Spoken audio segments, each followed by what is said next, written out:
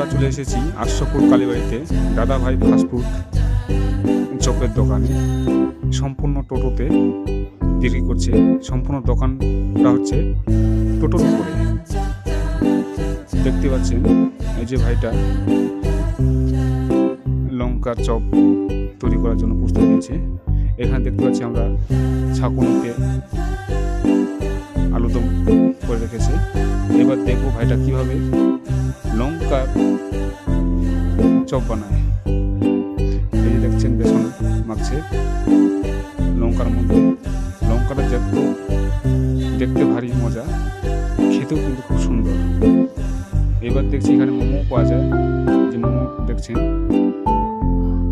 তারপর এখানে আর কি পাওয়া যায় দেখছি।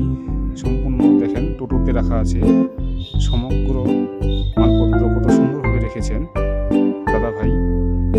এই যে দেখেন এখানে কত সুন্দরভাবে, এই যে এখানে ঘুগনি খুব সুন্দর স্যালাড একটা রেখেছেন।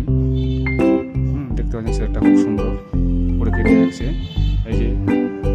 এই যে দেখতে পাচ্ছেন লঙ্কার চপ যেহেতু ভাজলো ওখানে। এই যে দেখছেন ঘুগনি, এই যে মোমো দিচ্ছে ভাইটা খুব সুন্দরভাবে। এখানে জিনিসপত্র রাখা আছে,